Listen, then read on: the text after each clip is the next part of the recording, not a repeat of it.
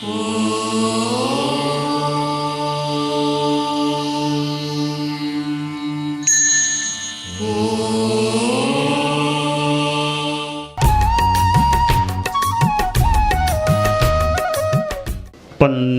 च सुरेन्द्रे च कौशिके पाद संस्पृशि निर्विशेष मनस्काय श्री वीरस्वामिने नमः।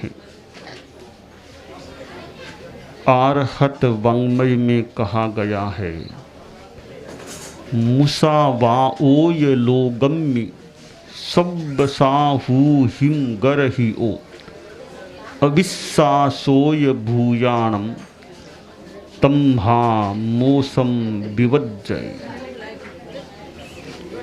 हमारी दुनिया में झूठ भी चलता है, मृषावाद। जैन धर्म में 18 पाप बतलाए गए हैं। उनमें दूसरा पाप बताया गया मृषावाद, झूठ बोलना।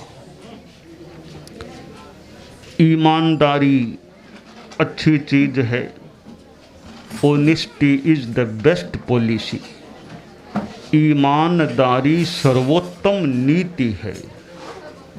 बहुत अच्छा सूक्त है, इसको स्मरण करना भी अच्छा है और अनुकरण करना, जीवन में पालन हो जाए तो बहुत ही अच्छी बात हो जाए। ईमानदारी के 2 आयाम हैं, झूठ नहीं बोलना और चोरी नहीं करना। ये 2 चीजें जीवन में हो, झूठ नहीं बोलना, चोरी नहीं करना, तो काफी अंशों में या सर्वांशों में या कुछ अंशों में ईमानदारी जीवन में आ गई है, ऐसा माना जा सकता है। दुनिया में झूठ बोलने वाले भी मिल सकते हैं, तो सच्चाई के मार्ग पर चलने वाले भी मिल सकते हैं। कुछ कुछ विशिष्ट महापुरुष दुनिया में होते हैं जिनके मन में यह संकल्प कि कुछ तकलीफ आए तो आ जाए, पर सच्चाई मेरे से न जाए। तकलीफ आए तो आए कुछ, पर सच्चाई न जाए मेरे से, सच्चाई मेरे साथ रहे। गीत में कहा गया, प्राणों की बलि दे कर भी जो सत्य सुरक्षा करता है,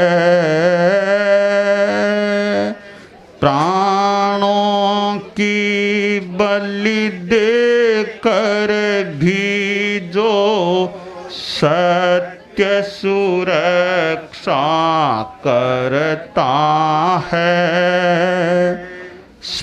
संघर्षों के तूफानों से नहीं कभी जो डरता है, नहीं कभी जो डरता है। परम तत्व से, परम तत्व से ही जिस नर का प्यार है, परम तत्व से ही जिस नर का प्यार है, महापुरुष कहलाने का उस मानव को अधिकार है, मानव को अधिकार है। जिसका जीवन सद्गुण का भंडार है, महापुरुष कहलाने का उस मानव को अधिकार है, मानव को अधिकार है। तो ईमानदारी के प्रति रुझान आदमी का होना चाहिए। बच्चे हैं, बच्चों में भी यह संस्कार आ जाए कि भी ईमानदारी के मार्ग पर चलने का प्रयास करना चाहिए। हम लोग अभी असम प्रांत में भ्रमण कर रहे हैं, नौगाम से गुवाहाटी जा रहे हैं और मार्ग में विभिन्न क्षेत्रों में प्रवास हो रहा है। और भारत में विभिन्न धर्म भी हैं, जातियां भी हैं। जातियों की भिन्नता हो सकती है, संप्रदाय धर्म की भिन्नता हो सकती है, पर आदमी तो सभी हैं। मुसलमान भी आदमी है, जैन भी आदमी है, बौद्ध वैदिक सब आदमी हैं। तो इंसान पहले इंसान, फिर हिंदू या मुसलमान, इंसान सब हैं। जाति धर्म संप्रदाय का भेद भले हो, पर इंसानियत तो सब में है। इंसान है वो, मानवता किस में कितनी वो अलग बात है। मानव धर्म या अध्यात्म धर्म, सच्चाई का धर्म, मैत्री का धर्म, वो किस में कितना यह अलग बात है, पर वह धर्म भी होना चाहिए। हम लोग सद्भावना की बात बता रहे हैं, भी आपस में सद्भावना, म्यूचुअल हार्मनी रखो। जाति संप्रदाय आदि को लेकर दंगा फसाद हिंसा में नहीं जाना चाहिए। मैत्री भाईचारा अहिंसा का भाव रखना चाहिए। हम बता रहे हैं कि नैतिकता, ईमानदारी, जो भी काम करो, लेन देन, बिजनेस, उद्योग, जहाँ तक संभव हो सके ईमानदारी को रखने का प्रयास करो, धोखा मत दो। हम बता रहे हैं डी एडिक्शन, नशा मुक्ति, बीड़ी सिगरेट खैनी गुटखा शराब आदि किसी भी प्रकार का नशा मत करो। सद्भावना, नैतिकता और नशा मुक्ति, इन तीन बातों का प्रचार हम कर रहे हैं। हम लोग वैसे जैन धर्म से जुड़े हुए हैं। भगवान महावीर का नाम आप लोगों ने कभी पढ़ा हो या सुना हो, जाना हो। भगवान महावीर 2500 वर्ष पहले हुए थे। जैन धर्म में उनको 24वां तीर्थंकर माना गया है। पहले तीर्थंकर तो भगवान ऋषभ माने गए हैं, 24वें तीर्थंकर भगवान महावीर। हम लोग भगवान महावीर के फॉलोवर्स, अनुयायी हैं, उनको मानने वाले हैं। और भगवान महावीर से जुड़ा हुआ धर्म वर्तमान में जैन धर्म के नाम से प्रसिद्ध है। हम लोग जैन धर्म के साधक हैं, हम साधु हैं। हम साधुओं के मुख्य 5 नियम होते हैं: नॉन वायलेंस, अहिंसा, ट्रूथफुलनेस, सत्य, नॉन स्टीलिंग, चोरी, और सेलिबेसी या एब्स्टिनेंस फ्रॉम वर्ल्डली प्लेजर्स, ब्रह्मचर्य, और नॉन पॉजेसिवनेस, अपरिग्रह। ये हमारे 5 मुख्य नियम हैं। और इन नियमों के आधार पर हम लोग पद यात्रा कर रहे हैं। ये बस कार आदि सामान्यतया हमारे प्रयोग में नहीं आती है, हम पैरों से चल रहे हैं अहिंसा के लिए। कि भाई गाड़ी में तो देखो कितने जीव मर सकते हैं, कीड़े मकोड़े की तो बात ही क्या, बड़े बड़े प्राणी मर सकते हैं। तो हमें यह पथ मिला है कि पैदल चलो ताकि जीवों की हिंसा से बचाव हो सके। देख देख कर चलो, कोई कीड़ा मकोड़ा आदि जीव जंतु तुम्हारे पांव के नीचे न आ जाए, मर न जाए। अहिंसा का ध्यान रखो, यह हमारा नियम है, साधना है। रात को भोजन भी नहीं करना, भोजन तो दूर, पानी भी नहीं पीना। सूर्य अस्त होने से लेकर वापिस सूर्य उदय हो, यह रात्रि काल है। इस रात्रि काल में हम साधुओं का नियम यह है कि भोजन तो करना ही नहीं, पानी भी नहीं पीना, और भोजन रात को पास में भी नहीं रखना। ऐसा नहीं कि खाएंगे नहीं पर पास में रखेंगे, बिल्कुल नहीं, पास में भी नहीं रखना भोजन को। आज जो मिला, जो आया खा लिया, बस कल की चिंता नहीं, कल की चिंता नहीं करना, कल क्या भोजन मिलेगा, आज खा लिया, आज संतोष रखो।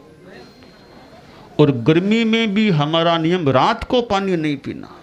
क्यों?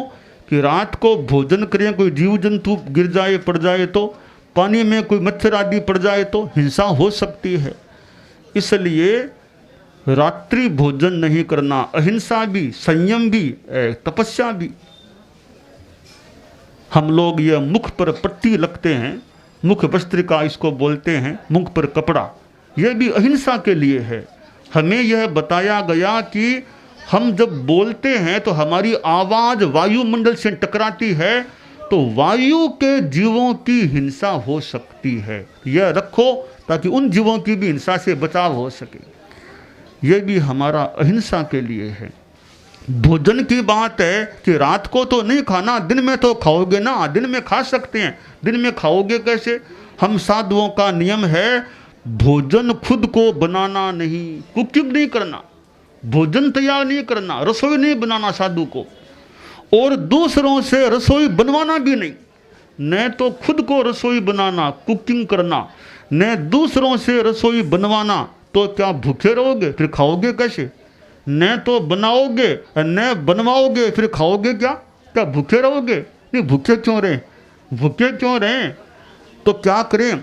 हमें बताया गया माधुकरी, माधुकरी जहा दुमस पुप्फेशो भमरो आबियई रसम नय पुप्फम किला में सोय पीणे अपयम। जैसे भंवरा, भंवरे का नाम है मधुकर। भंवरा होता है वो एक फूल पर गया, थोड़ा रस पिया, उड़ा, दूसरे फूल पर गया, थोड़ा रस पिया, उड़ा, फिर आगे गया, थोड़ा थोड़ा रस लेकर के अपना काम चलाता है। न तो फूल को क्लांत करता, अपना पेट भी भरता है। तो साधु क्या करे? भंवरे की तरह उड़े, उड़े मतलब चले। घरों में जाए, आप लोग गृहस्थों के घर हैं, वहाँ तो खाना बनता ही है, आप लोग खाना खाते ही है ना। हम साधु गए, किसी घर से मान लो चौथाई आधी रोटी ले ली, किसी के घर से थोड़ा साग ले लिया, फिर कहीं आधी रोटी, ऐसे करते करते कुछ रोटी इकट्ठी हो गई, साग इकट्ठा, कुछ भोजन इकट्ठा हो गया, वो लाओ खा लो, काम चलाओ। तो न तो खुद को बनाना पड़ा, न दूसरों से बनवाना पड़ा। यूँ घरों आदि में जाकर भिक्षा करके लाओ, खाओ, अपना भगवान का नाम लो, अच्छा काम करो, साधना करो। यह माधुकरी भिक्षा। हम साधुओं का, हम मांसाहार नहीं लेते, हम साधुओं का शाकाहार चलता है। अंडा, मांस, मच्छी ये हमारे लिए वर्जनीय चीज़ें। शुद्ध शाकाहार भोजन जो उबला हुआ, जो विधिवत हो, अचित्त हो, वो अपनी विधि से साधु ग्रहण कर सकते हैं और अपना पेट भर के अपना काम चला सकते हैं। हम साधुओं का नियम आप देखिए, अपरिग्रह का नियम है। रुपया पैसा कुछ भी साधु के पास नहीं होना चाहिए। एक रुपया क्या, एक पैसा भी साधु के पास नहीं होना चाहिए। कोई मकान नहीं, मंदिर नहीं, मठ नहीं, आश्रम नहीं, जमीन नहीं, जायदाद नहीं, 1 इंच की जमीन साधु के मालिकाना में नहीं हो। यह अपरिग्रह का हमारा जीवन। हम लोग जहाँ जाते हैं, यहाँ आए, यह स्थान मिला, यहाँ रह गए, फिर आगे जाना है तो जहाँ जाओ, जो स्थान मिले गांव में, जहाँ जो मिले वहाँ रह जाओ, फिर आगे चले जाओ। अपना कोई स्थान हम साधुओं के मालिकाना में नहीं हो, यह हमारा नियम है। हाँ, हमारे समाज के भक्तों का मकान मिले वहाँ जा सकते हैं, साधु के मालिकाना में कोई मकान नहीं होना चाहिए, यह हमारा नियम है। तो ऐसे हम साधुओं के अनेक अनेक नियम हैं। उन नियमों को पालना हमारा धर्म है, कर्तव्य है। और हम तो साधु गृह त्यागी, घर को छोड़ दिया, दीक्षा ली तब घर को छोड़ दिया। जैसे मैंने करीब 12 बरस की उम्र में घर बार को छोड़ दिया था, 12 साल की उम्र में घर बार छोड़ा था। अब घर से संबंध कट हो गया, घर से कोई संबंध नहीं, घर पर कोई मेरा अधिकार नहीं, घर छोड़ दिया। अब घूम रहे हैं, जगह जगह जा रहे। मैं ही नहीं, हमारे कितने साधु लोग, मैंने तो मेरा उदाहरण दे दिया। हमारे साधु लोग हैं, किसी ने 9 बरस की उम्र में, किसी ने 10 के आसपास, किसी ने 12, 13, 14, 15 की उम्र में, जो भी उम्र थी, घर बार को छोड़ा, साधु बन गए। तो हमारे साधु भी हैं, हमारे नंस साध्वियाँ भी होती है, हमारे साध्वी जी भी हैं, ये भी घर बार को छोड़ चुकी, धर्म के रास्ते पर आ गई, साधना में आ गई। तो यह हमारा जीवन का क्रम है। जैन धर्म में हमारा जो पंथ है, क्योंकि जैन धर्म में अनेक पंथ हैं, मुख्य दो पंथ हैं, दिगंबर श्वेतांबर। हमारे दिगंबर परंपरा के मुनि जो जैन धर्म के हैं वो नग्न, नेकेड, निर्वस्त्र रहने वाले होते हैं। दूसरे श्वेतांबर, सफ़ेद कपड़ा रखने वाले हम लोग हैं, वे श्वेतांबर, सफ़ेद कपड़ा पहनने वाले संत हैं। तो श्वेतांबरों में भी हमारे कई पंथ हैं, उनमें एक पंथ है तेरा पंथ। हे प्रभो यह तेरा पंथ, हे प्रभो यह तेरा पंथ। प्रभो पंथ आपका है, हम तो पथिक है, या तेरे की संख्या से भी तेरा पंथ की बात बताई गई है। तो तेरा पंथ प्रभु का पंथ है, उस पथ पर हम चलने का प्रयास करें। तो हमारा जो तेरा पंथ सेक्ट है, इसका प्रारंभ आज से करीब 256 बरस पहले हुआ था। हमारे पंथ की उम्र है 256 साल की। 256 साल करीब पहले भारत के राजस्थान में, मेवाड़ में हमारे पंथ का प्रारंभ हुआ। हमारे पहले गुरु हुए थे आचार्य भिक्षु, संत भिखण जी हमारे पहले गुरु हुए थे। उनकी उत्तराधिकार परंपरा चली थी। 9वें गुरु हुए हमारे आचार्य तुलसी, जिन्होंने राजस्थान से कन्याकुमारी, कन्याकुमारी से राजस्थान, राजस्थान से कोलकाता, कोलकाता से राजस्थान की पद यात्रा की थी, और भी अनेक अनेक प्रांतों में पद यात्रा से पधारे थे। उन्होंने अनुव्रत के नाम से एक आंदोलन शुरू किया, नैतिकता संयम का आंदोलन। हमारे 10वें गुरु हुए आचार्य महाप्रज्ञ जी, बड़े ज्ञानी संत थे, उन्होंने भी यात्राएं की। तो यूँ हमारे तेरा पंथ में आचार्यों की परंपरा चली है, और हम लोग मानवता की बात बताते हैं, धर्म के बाद भी अहिंसा, सत्य आदि, नशा मुक्ति, ईमानदारी, इन बातों का प्रचार कर रहे हैं कि मानव अच्छा मानव बने, धार्मिक बने, संयमी बने। पर धार्मिक का मतलब जीवन में संयम आए, सादगी आए, अहिंसा आए, सादा जीवन उच्च विचार, मानव जीवन का श्रृंगार। जीवन हमारा सादा सिंपल हो, विचार हमारे ऊंचे हों, लड़ाई झगड़ा बेकार का न करें, सबसे मैत्री भाव रखें। झगड़ा किस बात का करना है, सब प्रेम शांति से रहें। दूसरों को शांति देंगे, हमें भी शांति मिलेगी। जो दूसरों को दुख देने वाला है वह खुद के लिए मानो दुख तैयार करता है। दूसरों को शांति पहुंचाओ, दूसरों को चित्त समाधि दो, तुम्हें भी चित्त समाधि मिल सकेगी, शांति मिल सकेगी। तो यह शांति बड़ी चीज़ है। जिंदगी में शांति से जिए, शांति रखें और दूसरों को भी शांति देने का प्रयास करें। यह प्रेम कह दें, मैत्री कह दें, अहिंसा कह दें, यह जो धर्म है और ईमानदारी का धर्म है, कल्याणकारी धर्म है। और फिर संयम आए, नशा जिंदगी में नहीं रहना चाहिए। बीड़ी, सिगरेट, खैनी, गुटखा, शराब आदि आदि नशीले पदार्थों के सेवन से आदमी को बचना चाहिए। तो यह ईमानदारी एक ऐसा धर्म है जो आदमी की चेतना को शुद्ध बनाने वाला है और दूसरों को दुख देने से भी बचाने वाला है। हम बेईमानी करेंगे इसका मतलब दूसरों को दुख दे रहे हैं, ईमानदारी से व्यवहार करेंगे इसका मतलब हम दूसरों को दुख नहीं दे रहे हैं सामान्यतया। तो ईमानदारी का पालन करने का प्रयास आदमी को करना चाहिए। वो स्कूल में लड़के पढ़ते थे तो कोई छोटी क्लास के विद्यार्थी थे, कोई दूसरी तीसरी क्लास के, तो मास्टर साहब ने गणित का विषय वो बता रहे थे, गणित के अध्यापक थे, छोटे बच्चे थे। तो मास्टर साहब ने सोचा बच्चों को पूछूं इन्होंने गणित का फार्मूला पूरा समझा या नहीं समझा। तो एक बच्चे से पूछा, बताओ तुम्हारे पिताजी क्या काम करते हैं? सर मेरे पिताजी तो अनाज की दुकान करते हैं, अनाज बेचते हैं।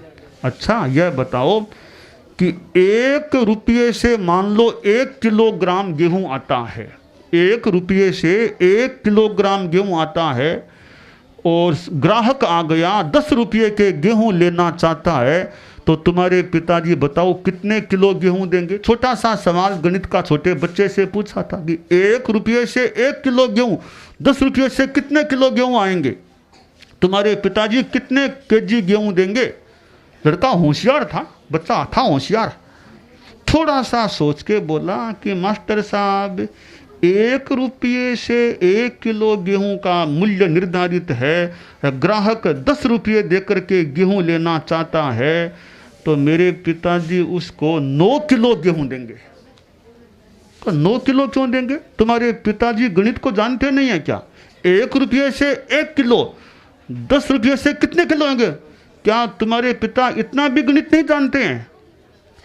लड़का होशियार था, बोला मास्टर साहब मेरे पिताजी तो गणित को जानते हैं, आप मेरे पिताजी को नहीं जानते हैं, आप मेरे पिताजी को नहीं जानते हैं, वे बड़े माहिर हैं। 10 किलो में से 1 किलो तो हेरा फेरी वो आराम से कर देते हैं। बेईमानी की थोड़ी बात हो गई। तो ईमानदारी क्या, भी 10 रुपये के गेहूं खरीदने आया है, 1 रुपये के 1 किलो गेहूं है, तो 10 रुपये के 10 किलो गेहूं आएंगे, 9 किलो गेहूं क्यों आएंगे? पर जहाँ बेईमानी होती है वहाँ फिर 10 के 9 भी 8 भी हो सकते हैं। तो किसी को ठगना नहीं चाहिए, ठगना पाप है, ठगो मत किसी को। दूसरों को ठगने का मतलब है किसी रूप में खुद को ठगना, खुद को धोखा देना। पुरुषार्थ, हे पुरुष, वह तू ही है जिसको तुम हंतव्य मानते हो। दूसरों को ठगो मत, दूसरों को दुख मत दो। तो ये ऑनेस्टी हमारे जीवन में आ जाए तो एक अच्छा गुण जिंदगी में आ सकता है।